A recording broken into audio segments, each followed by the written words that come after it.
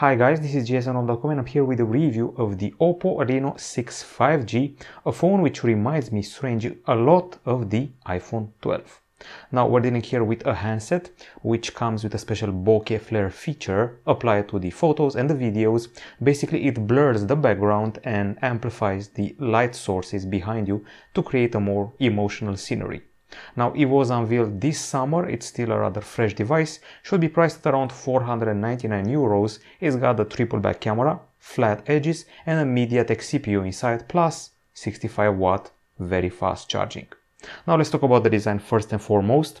We have here flat edges, a flat screen and metal design. You can see here the metal frame, which definitely reminds me of an iPhone. We also see the antenna bands on the side, and if you want measurements, it's 7.6 millimeters in thickness and weighs 182 grams. Now, if I were to hold it in my hand without opening my eyes, I would say it's definitely sort of an iPhone 12, and the color also helps. It's a bluish hue which looks rather elegant and fancy. The phone is pretty well built. I would say that the back side is covered with, well, basically it should be plastic, while the frame is definitely metal. I like this cute little accent here, this green accent on the power button. Now the buttons are quite comfy, but they're pretty clicky. I just brought this closer to my microphone so you can hear the clicks. I would say the bezels are pretty small and the screen has pre-applied from the factory screen protection. Now aside from that, one-hand usage happens pretty easily. I'm not finding it hard to use the phone with a single hand, and grip is quite fine for my liking. This is actually a pretty good looking phone, but you're definitely not going to escape comparisons with the iPhones from last year, or maybe also the ones from this year. And Oppo has applied the Reno Glow technology at the back, perhaps not very visible on this model, but at least it doesn't draw many fingerprints here. Now, as far as the screen is concerned, what we're getting here is a 6.43-inch AMOLED panel with a Full HD Plus resolution and 90 Hz refresh rate. We have Gorilla Glass protection and a plastic cover, and also not that big bezels, and even the chin is decent in size. When it comes to the video playback, we have here a clip ready, and let's check it out. First of all, immersivity. I have to say that the punch hole for the selfie camera is rather large, and also large is the hole of the protection applied on top of the screen. But aside from that, we have vivid colors, we have a pretty solid brightness and a nice contrast even in the full sunlight of August when we tested the phone. Now, we do also have wide viewing angles and deep blacks, so if you're going to watch Netflix on this, you'll definitely be satisfied. And moving on from the screen, we go into the measurements. The pixels have a pentile matrix arrangement, and when it comes to the brightness, we achieved 579 lux units. This means we're able to surpass phones like the Realme 8 Pro, the Oppo Reno6 5G, the predecessor, and the OnePlus Nord 2. It's below the Motorola H20, the Xiaomi Mi 11 Lite 5G. And if you're going into the settings, here you're going to find quite a few options for the screen. First of all, there are options for the always on display. You can see here custom patterns, text and image, and analog clocks to customize your experience. And then the classic ones are talking about brightness, auto brightness, eye comfort, screen color temperature, which can be set to cooler or warmer, and a screen color mode, which can be set to vivid or gentle depending on your preferences and maybe even your job. There's this converter from SDR to HDR and a font and display size plus the edge lighting to let you know about notifications. All in all, a pretty satisfying screen. Now we go inside the phone, where I'm going to talk about the CPU. This one is a MediaTek Dimensity 900 5G 6nm octa-core, also found on the Honor X20 and Honor 50 SE. A few phones with this CPU, not that many to be honest, and in this case it comes accompanied by, let's see, 8 gigs of RAM and 128 gigabytes of storage. The RAM is LPDDR4X, storage is UFS 2.1. We don't have a microSD here in case you're wondering, and the phone is able to run most games, I would say all games, with a pretty high refresh rate, high frame rate, and also a lot of details and no overheating, so there's that. It's a pretty powerful CPU. We also did a bunch of benchmarks, which you're going to see right now. We start off with Antutu 8, and here we're just above the Huawei P40 Lite 5G, which was pretty strong in its day, also surpassing the more recent Galaxy A52 5G, which is definitely no slouch. We also beat the predecessor, the Reno6 5G. But we scored below the Motorola H20 and Xiaomi Mi 11 Lite 5G, with its CPU put out of production in the meantime. Geekbench 5 multicore has us above the Galaxy S10 5G and the Xiaomi Mi 10T Lite, while also surpassing the Galaxy A52 5G once again. We are below the Huawei P40 Lite 5G, OnePlus Nord 2 and the Xiaomi Mi 11 Lite 5G once again. When it comes to the graphics, there's 3D Mark Slingshot here, which is relevant for gamers. The scores aren't that high, we're beating HTC flagships from 3 years ago or so, but we're also surpassing the Oppo Reno6 5G, Xiaomi Mi 10 Lite and the Nokia 8.3, which was pretty important last year. However, we seem to have stayed below the few other phones which are above us. As you can see here in the 3D Mark Slingshot test, we have the Xperias above us, we have the Oppo Reno6 Pro 5G above us in this 3D Mark Slingshot, but I was actually in the wrong window, so let's go here. I was actually talking about 3D Mark Slingshot Extreme ES 3.1, and my statement remains the same. We surpassed the Reno6 5G and the Xiaomi Mi 10 Lite 5G, and the Nokia as well. However, above us, we have the following models, so we find the Huawei P40 Lite 5G, we find the Xperia 1, and a bunch of other high-end phones, including the relative Oppo Reno6 Pro 5G and Motorola H20, they're also here. Okay, so that's pretty much it. The phone is, I would say, decently powerful in the mid-range segment. It surprised me to see it above the Galaxy A52 5G, but at least you know how it's doing. It also doesn't overheat. In benchmarks it achieved 38.3 degrees Celsius, so it stays shy of 40, and in games 31.5 degrees Celsius. One of the coolest phones I've seen ever when it comes to the temperature, so there's that. Okay, so this has been clarified. Now let's talk about the battery.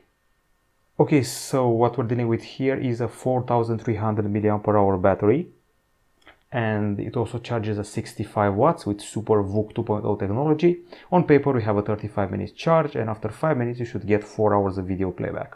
Now, speaking of video playback, we achieved 20 hours and 24 minutes of continuous HD video playback, which is pretty impressive. It's almost top 20, actually 21.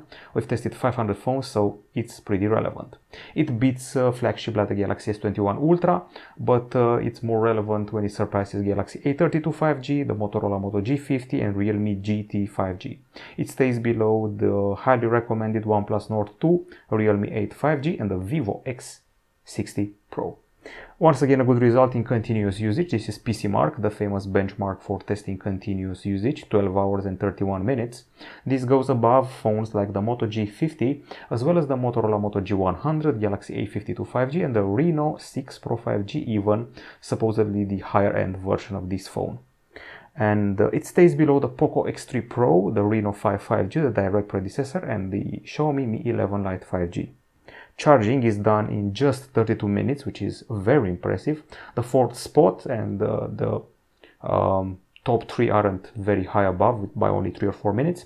So it's an excellent result, and after just 15 minutes you're at 58% and ready to rock for at least till the sun goes down. You also have power saving features and super power saving and a special high performance mode if you want to squeeze more juice from the battery. On the acoustics front, we don't have an audio jack, nowhere here. We do have a singular speaker here, and believe it or not, as you saw in the unboxing, we have USB-C bundled headphones. Now, if you go to the settings, you're going to find quite a few options, which actually surprised me. There is Dolby Atmos, environment profile and scenario specific profile. You can choose smart, movie, gaming or music, or for environment, indoor, on the go, commute or flight, so it's your choice to make. Okay, so I think it's time to put the bottom speaker to the test.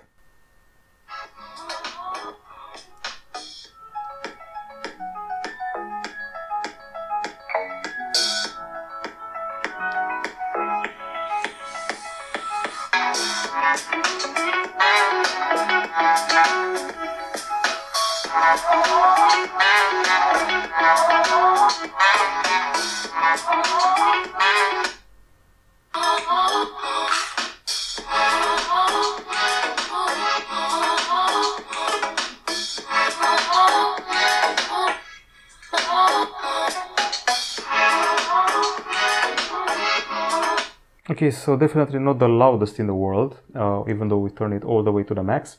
I far louder than this, for sure. I would say there's not much bass here, but the treble and the voices were fine, so if that's what you're going for, you should be reasonably happy. What else? The device vibrates quite a bit when you turn the volume all the way to the max. There's also a bit of a metallic sound when you're keeping the volume at 100%. It's more satisfying at 80 or 90%, so you should probably remember that.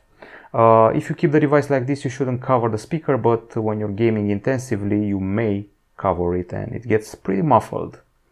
Now, we did some tests here with the typical tests, and in spite of what it says here, there's another one. We achieved 86.8 decibels with an acoustic sample, which is not impressive, but at least it beats Moto H20 and the Realme 8 5G. Stays below the Moto G50 and the Xiaomi Mi 10 Lite 5G. In gaming, we achieved 98.6 decibels, which is actually not that bad, even though in real life it may feel a bit higher. And to be honest, I actually did an extra measurement recently and it showed 89 decibels, so in the end, not very impressive, even though it says so here. Not a very impressive acoustic experience volume-wise and bass-wise. Now on the camera front, things are pretty simple. In this punch hole, you can clearly see on this white background is a 32 megapixel shooter, and at the back side you have a triple camera with a 64 megapixel AI based shooter with face detection, autofocus and f1.7 aperture. Then there's an ultra wide 8 megapixel camera, f2.2 aperture and a 2 megapixel macro camera to complete them. Here it may appear we have two flashes. It's actually one LED flash, and we also have a color temperature sensor here, which helps with your capture of more accurate colors. Now the camera options are quite varied, I have to say, so there's a lot to take in here, and the main appeals of the Reno 6 Pro are here, and I'm talking about obviously the famous Bokeh Flare and the AI color portrait. They're available in both photo and video. For video you go here to the filters and you find them Bokeh Flare. We have the AI highlight video for the videos, and for the pictures we have AI scene enhancement, and the more section includes extra HD, which is 108 megapixel shots, macro, there's a pro mode, text scanner, dual view video, film, panorama and sticker, and of course you also have a night mode and a special tripod mode to keep things even steadier at night. Okay, so now it's time to take a look at the gallery of photos we did with this handset. Okay, so let's see the daytime gallery. I'm starting off with these shots, which show us a bit of an unrealistic sky, fixed a bit by the HDR. Here we're attempting some zoom, which is, I would say, decent at 2 or 3x, but nothing more than that. Gets pixelated afterwards. This is the regular shot with the main camera, and this is an ultra-wide shot, which is slightly bluish, at least on this screen. It's actually more exposed if you see it on a PC. Now, this is a photo taken with the sun in front of us. It's actually quite good considering the scenario. There's a lot of detail here, that's what I noticed, and this is the HDR version, making things a bit more vivid in colors. A bunch of selfies with the sun in front of me, and I'll be honest, this is one of the best selfie cameras I've seen on mid-range phones this year. It can easily fight the Xiaomi Mi 11 Lite and also the Galaxy A52, A72 or whatever else you want to imagine. I'm applying the bokeh flare effect here. It blurs the background and amplifies any light source as a sort of, well, flare. Okay, so that's pretty much it. We have several selfies actually. I think I've taken a record number of them, but back to the main camera. Some pretty good shots here color-wise. The vegetation was particularly well represented, which is a problem sometimes on mid-range phones. Nice close-ups. And once again, regular shot. We couldn't capture the whole tree because it's huge. Ultra-wide camera fixed that. And somehow, some of the ultra-wide shots held a better color calibration for the sky. Excellent way of rendering these objects texture-wise, so you're going to be loving their texture, and the details aren't bad. We're working with one of those superior quality cameras, not one of those older 64 megapixel initial Redmi 8 Pro cameras, for example. That's why the blues shown here and the reds are excellent. I'm particularly loving the blues and reds combined in this Spider-Man capture. They're really crisp and vivid and detailed, some of the best, and the glossiness of the toy was shown in an excellent manner. Now I have several more selfies here, this time with the sun lighting up my face. I was probably talking to someone. That explains the open mouth, and the eyes, they show a lot of expression. They're pretty they basically can create a vlogger career easily because they show a lot of expression and there are a lot of details here. You can see the wrinkles, you can see the skin pores. So I'll say it again, one of the best cameras, selfie cameras I've seen lately, and I'm also playing with the Bokeh Flare and quite enjoying it. This photo actually works as an avatar on Facebook and Instagram, and it's quite fine in details. I mean, if you're all about selfies, you should probably remember the name Oppo Reno6 5G. I'm also applying the bokeh to the main camera for this statue here. This is the bokeh flare. You can see the difference, regular bokeh and bokeh flare, which makes things light up a bit and amplify. This is water from a fountain being amplified by the effect. Several nicely colored roses and detailed and textured. And this is, by the way, a photo with zoom, which is actually not half bad considering it's digital zoom. I'm going to skip ahead and show you a bunch of attempts at close-ups and macros, which are also not that bad, but I still prefer close-ups with the main camera, even though the distance is a bit bigger. And I think we're about done with the daytime camera. A bunch of conclusions. I would say it fits between the Galaxy A51 and A52. That's the quality. This was daytime. Let's go to the nighttime. I think I have once again a large number of photos. I was totally trying to test out its abilities. It behaves like a purely mid-range phone.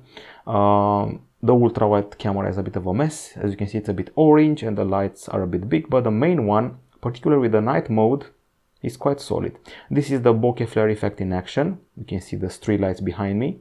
I cannot get enough of this effect. This is the other one, the AI color portrait option, which makes everything black and white in the background and keeps me in color.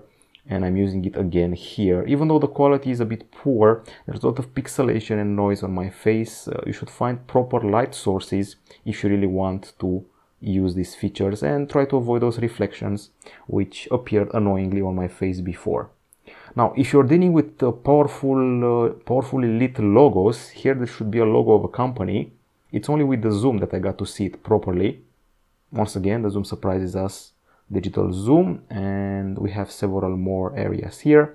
Now the regular shot, ultra wide shot, one of the better ones, and several more shots here. As you can see, the ultra wide amplifies the light too much. You cannot read what's written here, but you can if you're using the main camera or the zoom one. Pretty solid colors, and every time you zoom you're going to be noticing a bit of noise, so there's that. So check this out, regular shot, a nighttime shot, which does a pretty fine job. The difference from this model and the Pro one isn't that big, so it takes some decent night shots, but both of them show their mid-range class. I mean, you won't mistake them for a flagship. Not a compliment, not a critique, but it's a mid-range phone behaving like a mid-range phone in the end, with some surprises if you activate the night mode, and definitely enjoyable bokeh flare effects and effects in general applied to the selfie cameras. It can handle light sources fine if you're using the main camera, not the ultra-wide one. Now to keep things simple, we have a video app, and let's go to the videos because we have quite a few of them. Okay, so we do have a stabilization test. We have more of them because there is a special steady option. Now let me begin with the first one, should be here somewhere.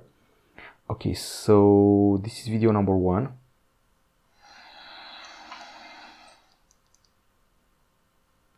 I mean, it's not the most stable in the world. You can feel each of my steps, but I do not notice any defocusing and any trepidation or vibration of the image, so that's a plus.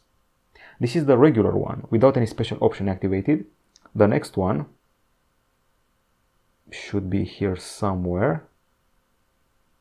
Okay, so this is video number 2, pretty much the same scenery, but with a special steady option activated.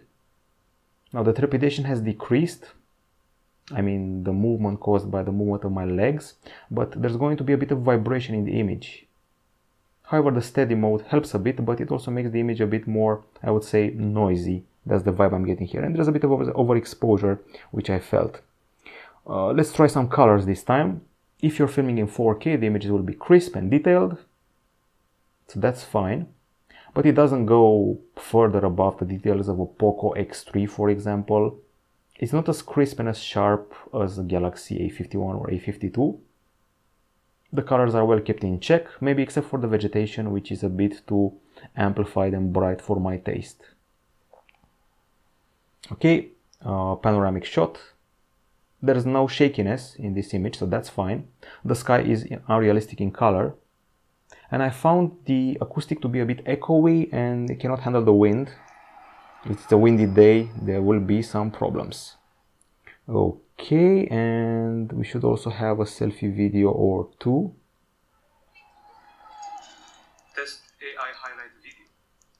So the AI highlight video will sense the scenario and properly activate the dedicated option. This is one of the good selfie cameras. We confirmed that earlier for the photos and we're confirming it for the videos. We also have this option here, which is the Bokeh Flare. Pretty impressive for a mid-range phone. Okay, and I think we're about done. We also have this dual video thingy. A lot of sun in my eyes for sure. I would say that we're also getting a fast focus here, but if it weren't for the two vivid colors of the vegetation and the exposure, I would be much more happy with the experience here. It fits once again between the Galaxy A51 and A52, exactly what I said before. We also have some nighttime videos. I mean, this one with Bokeh Flare in action. You can see that around my head there's a bit of an attempt to blur everything, and sometimes the AI misses it a bit. And it cuts part of my face and my hair at times, but if you find a proper lighting, you should be happy with the results. Okay, and let's see something else, another scenario. I mean, the filming is a bit noisy, I'll admit it. Light sources are a bit big. But to be honest, I also have a stabilization video here, which is not half bad. So there's that. Okay, that's about it. The star of the show is definitely the AI Bokeh Flare. And we move further towards connectivity. The phone has dual nano SIM card slots. It has Wi-Fi 6, 5G, Bluetooth 5.2, so you can connect two headphones at the same time, which is pretty cool if you ask me. There's GPS, GLONASS, BDS, Galileo, QZ-SS for localizing yourself, NFC for payments, and USB-C 3.1 at the bottom with USB OTG supported. The calls were loud and clear, and if you want to talk about connectivity, we do have a test here. You can see the screenshots. I'm going to start with this mind-blowing test. 707 megapsecond in download, 793 megapsecond in upload. This is done via Wi-Fi. When it comes to 4G, it's 163 over 37.2 megapsecond download and upload respectively. Not bad, not bad. And now let's talk about the software. Okay, so software-wise, we're running on Android 11 with ColorOS 11.3 on top. The leftmost home screen is dedicated to the Google News feed. In the meantime, we're using the gesture navigation here for the recents, for the home and back. Of course, you can opt for virtual buttons if you want to. Swipe down and you get the notifications and quick settings with a pretty clean interface and a lot of customization. If you pinch the screen like I just did, you have the wallpapers, icons, layout, widgets and transitions. These are the widgets, not very stock I would say, but also pretty good looking. And I found that the options are hugely varied for the icon packs, so you can totally change the look of the phone and make it suitable to your needs. For security, we have an in-display fingerprint scanner, which has an animation showing it. It's here, but I usually rely on the face unlock because it's faster. A combo of the two is generally a good idea. Now, if you go to the settings, you have quite a few of them. There are connectivity ones, there's always on display, brightness, sound and vibration, notification, password and biometrics, privacy with a permission manager. For the body sensor, calendar, call logs, camera, contacts and more. There's also security, which is here. Google Play Protect, security updates and so forth, location, a bunch of convenience tools related to navigation, gesture, screenshots, screen recording and a smart sidebar, plus digital well-being and additional settings which are here, and all of them quite useful. And you can also add some extra RAM from here with a RAM expansion. Of course, virtual RAM expand by 2, 3 or 5 gigs taken from this storage.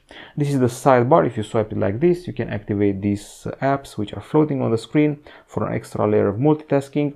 And speaking of multitasking, you can also do the whole split screen thing here like this, and maybe this one doesn't support it. I wish that Oppo would be more generous with the split screen, so we'd have more apps which support this. Anyway, that's what the split screen is like. And as far as the pre-installed apps are concerned, we have quite a few: Amazon Music, Amazon Shopping, Booking.com.